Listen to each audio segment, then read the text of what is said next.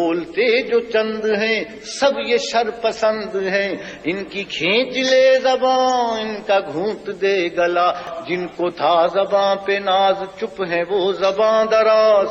الفاظ زخم دیتے بھی ہیں اور ان کو بھرنے کی طاقت بھی رکھتے ہیں۔ کیا ہوتا ہے جب الفاظ بلٹ سے زیادہ، گولیوں سے زیادہ، تلوار سے زیادہ طاقتور ہو جاتے ہیں؟ جب ایک سنگل ورس بڑے بڑے بادشاہوں کے تھرون ہلا کے رکھ دیتا ہے، یہ بادشاہ غدر ہے، اسے نکال دو۔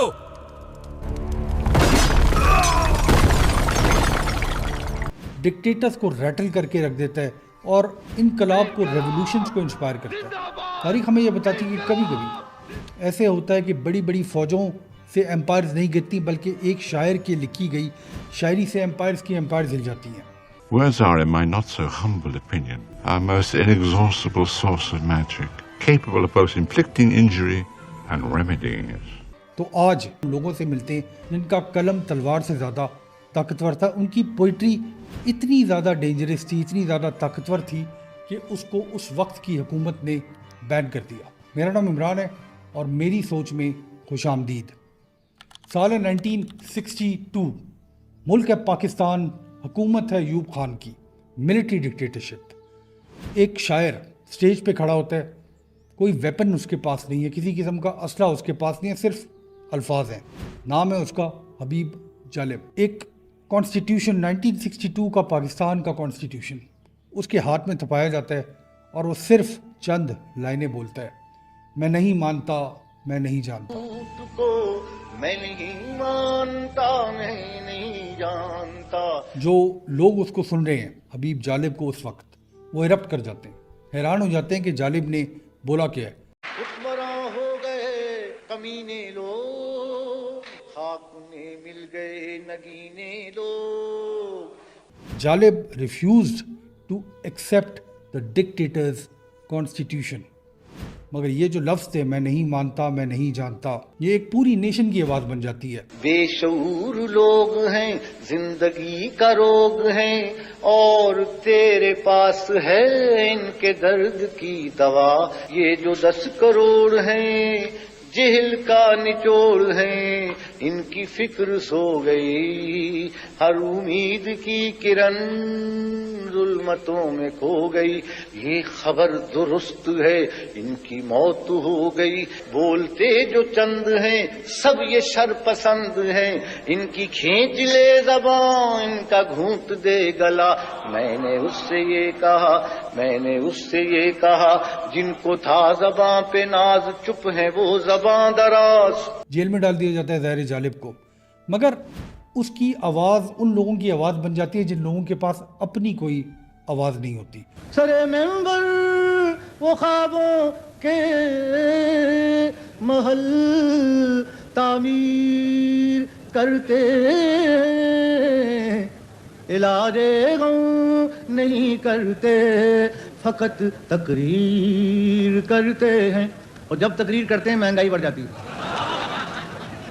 ڈیکیڈز کے بعد، یعنی جالب کو گزرے ہوئے بھی کئی سال ہو گئے، یہ جو 1962 سے جو سفر کیا ہے پاکستان نے، جب بھی پاکستان کے لوگ بٹرے فیل کرتے ہیں سسٹم سے، جب بھی پاکستان کے لوگ بٹرے فیل کرتے ہیں حکومت سے، تو یہ جو الفاظ ہیں، میں نہیں مانتا، میں نہیں جانتا، یہ واپس آ جاتے ہیں۔ یہ آواز اس چین کو بریک کرتے ہیں، اس توق کو بریک کرتے ہیں جو ہمارے گلے میں ڈالا ہوا ہے۔ جب جبر کے خلاف اور عامریت کے خلاف اور آمروں کے خلاف آپ لکھیں گے، پڑھیں گے، تو آپ کو وہ سزا تو دیں گے۔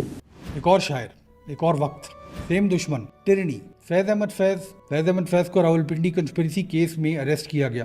تو نے پوچھا تھا کہ آپ کو لے جانے کے لیے آئے ہیں، تو فیض نے پوچھا تھا what for, what have I done؟ ہی سے آپ کو پتہ لگ جائے گا۔ Exiled but not broken. نثار میں تیری گلیوں پہ، اے وطن کے جہاں چلی ہے رسم کے کوئی نہ سر اٹھا کے چلے، جو کوئی چاہنے والا طواف کو نکلے، نظر چرا کے چلے، جسم و جان بچا کے چلے۔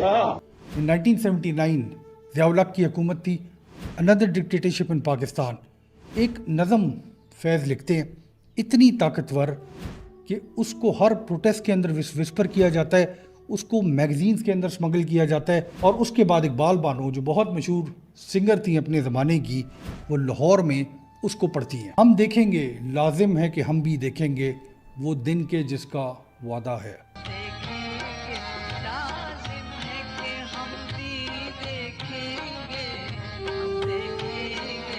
فیض وعدہ یہ کرتے ہیں کہ ڈاؤن فال ہوگا جھوٹے خداؤں کا۔ حاکم شہر بھی، مجمع عام بھی، صبح ناشاد بھی، روز ناکام بھی، تیر الزام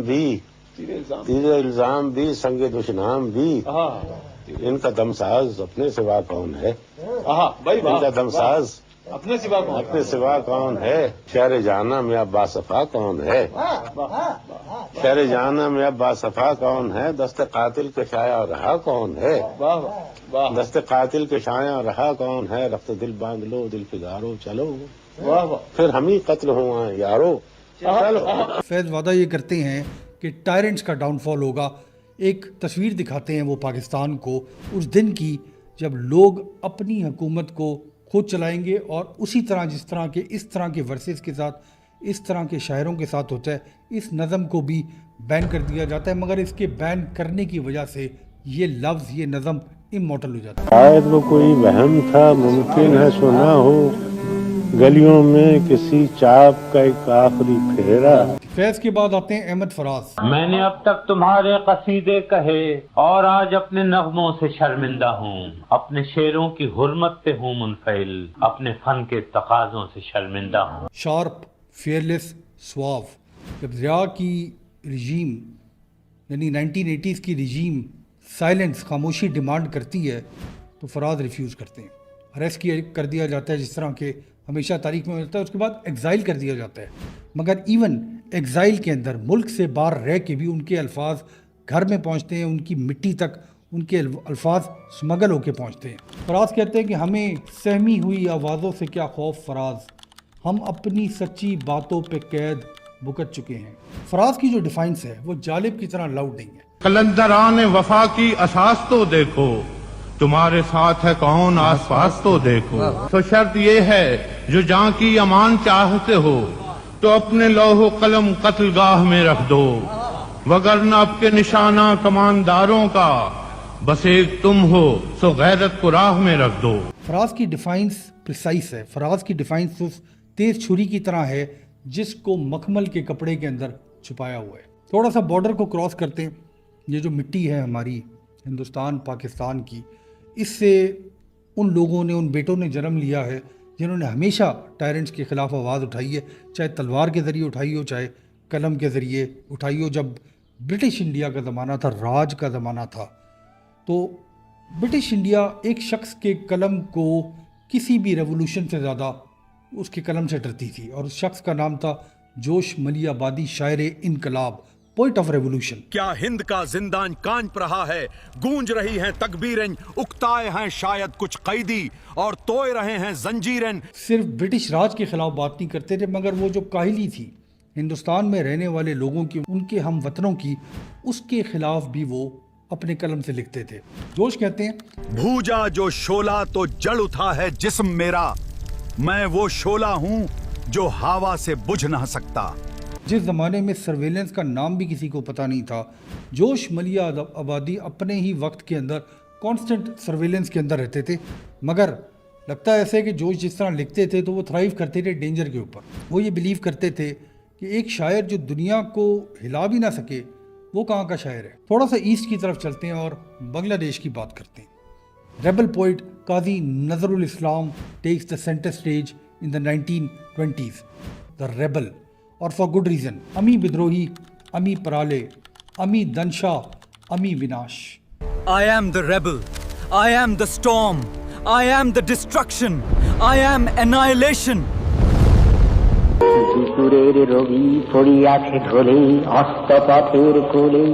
نظر Islam again jailed by the British Raj for sedition. یہ جو سیڈیشن کے قانون کے تحت شاعروں کو جیل میں ڈالنے کی روایت ہے، یہ انڈیپینڈنس سے پہلے بھی برٹش راج کے دور میں بھی چل رہی تھی۔ Beaten but not انباؤڈ۔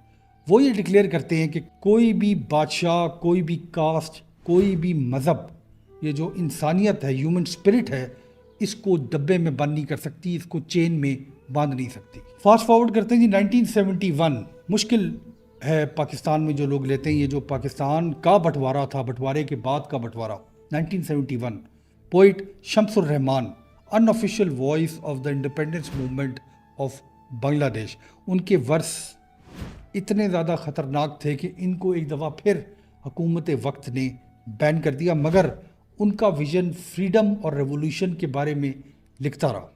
شمس الرحمان لکھتے ہیں، تماکے پائیچی سوادی ناتا، I have found you for freedom.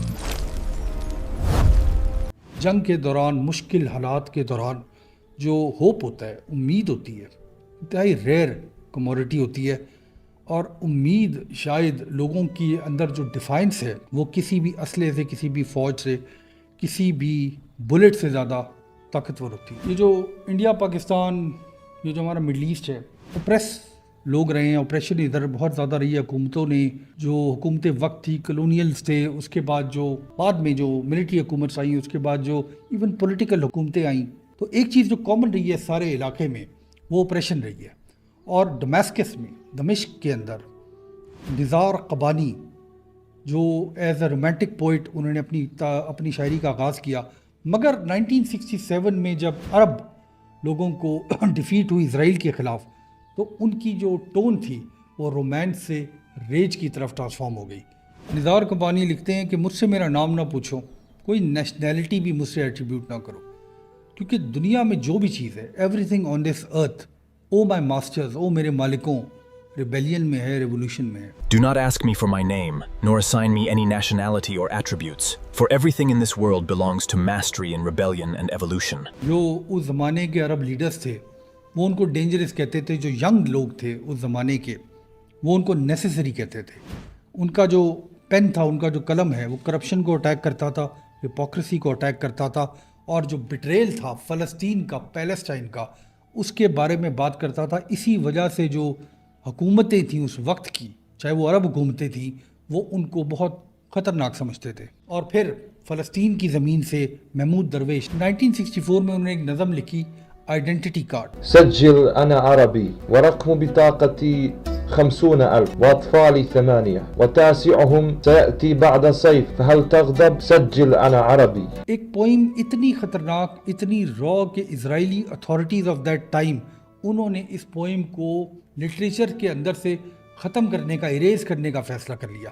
اور 3 لفظ جو محمود درویش کے ہمیشہ تاریخ میں ایکو کریں گے، سجل انا عربی، write it down I am Arab. Darwish remind کرتے ہیں نہ صرف عربوں کو بلکہ ہندوستان میں رہنے والوں کو، پاکستان میں رہنے والوں کو، دنیا کے 190 ملک کے اندر جو بھی شخص رہتا ہے، درویش صرف ان 3 ورڈز کے ساتھ یہ ریمائنڈ کرتے ہیں کہ جو آپ کی آئیڈینٹی ہے وہ صرف ایک لفظ نہیں ہے، آپ کی آئیڈینٹی آپ کی ریزسٹنس کا نام ہے۔ یہاں پہ ہم نے پاکستان کے، ہندوستان کے، بنگلہ دیش کے، مڈل ایسٹ کے پوئٹس کے بارے میں بات کی۔ کچھ honourable mentions, Sarojini Naidu. Awake, invocation to India in thy bondage of sorrow. Waken, O mother, her children who kneel in thy presence to serve and adore thee. Thy children implore thee. The night is a flush. Why still dost thou sleep with a dream of the morrow? جن کی poetry نے Indian freedom struggle کو fuel کیا۔ سمیع القاسم، جو اسرائیل کی jail کے اندر بھی رہتے ہوئے اپنی قلم کی طاقت سے ریولوشن کے بارے میں بات کرتے رہے۔ سائل لدھیانوی، جنہوں نے کلاس جسٹس کے خلاف باتیں کی۔ اور پروین شاکر پاکستان کی مشہور ویمن پوئٹ۔ وقت سے کوئی شکایت ہے نہ افلاک سے ہے، یہی کیا کم ہے کہ نسبت مجھے اس خواب سے۔ خواب میں بھی تجھے بھولوں تو روا رکھ مجھ سے، خواب میں بھی تجھے بھولوں تو روا رکھ مجھ سے، وہ رویہ جو ہوا کا خس و خاشاک سے ہے، کہ بزم انجم میں قبا خاک کی پہنی میں نے، بزم انجم میں قبا خاک کی پہنی میں نے، اور میری ساری فضیلت اسی پوشاک سے۔ جن کے جو سٹل ورسز تھے، جو پیٹریارکل سوسائٹی ہے اس ملک کے اندر، انٹرنچڈ ہے ہمارے سسٹم کے اندر، اس کو چیلنج کرتی رہی۔ ہر دور میں، ہر سرزمین کے اوپر شاعر ہمیشہ جہاں پہ بڑے بڑے جنگجو طاقتور سولجر جانے سے گھبراتے ہیں، شاعر اس فرنٹ پہ سامنے کھڑے رہے. اور شاعروں کے پاس کوئی آرمی نہیں ہوتی، کوئی اسلحہ نہیں ہوتا، کوئی تلوار، کوئی طاقت نہیں ہوتی، صرف الفاظ ہوتے ہیں. مگر الفاظ ہمیشہ آؤٹ لیو کر جاتے ہیں ایمپائرس کو. جو لفظ 1950 میں لکھے گئے وہ آج بھی ہم بولتے ہیں، 1960 میں لکھے گئے، 1970 میں لکھے گئے، جن ڈکٹیٹرز کے خلاف، ٹائرنٹس کے خلاف، حکومتوں کے خلاف، ایمپائرز کے خلاف، راج کے خلاف یہ جو الفاظ لکھے گئے وہ راج کب کے ختم ہو گئے. وہ جو لوگ ہیں وہ مٹی کے ساتھ مٹی ہو گئے، مگر یہ لفظ آج بھی بولے جاتے ہیں. کیونکہ سوال یہ پیدا ہوتا ہے کہ ہمارے اپنے زمانے کے جو بیٹلز ہیں، جس زمانے میں ہم آج رہتے ہیں پوری دنیا کے اندر، کیا آج بھی ہمارے پاس ایسے شاعر ہیں جو اتنی ہمت رکھتے ہیں، اتنی طاقت رکھتے ہیں، اتنے بہادر ہیں کہ وہ ان الفاظ کو لکھ سکیں جو ایٹرنیٹی میں بولے جائیں؟ تو میں اس سوال کے ساتھ اس ویڈیو کا اختتام کرتا ہوں کہ ہم اس دور میں رہتے ہیں جب ہمارے ہاتھ میں فون ہوتا ہے اور ہم الفاظ کے اوپر ایسے اسکرول کرتے ہوئے چلے جاتے ہیں اور ان کو فیل نہیں کرتے. ایک بات کو ہمیشہ یاد رکھیے گا، ایک ٹائم ایسا گزرا ہے تاریخ کے اندر، انفیکٹ ساری تاریخ ایسے وقت سے بھری ہوئی ہے جہاں پہ ایک سنگل لائن پوئٹری کی ایک بادشاہ کی حکومت کو گرا سکتی تھی. آج جو وقت ہے وہ مختلف ہے، مگر شاعری کی طاقت، لفظوں کی طاقت اسی طرح ہمارے سینے کے اندر، ہمارے ذہن میں انٹرسٹ ہے جس طرح سے تھرو آؤٹ ہسٹری رہی تھی. بہت شکریہ.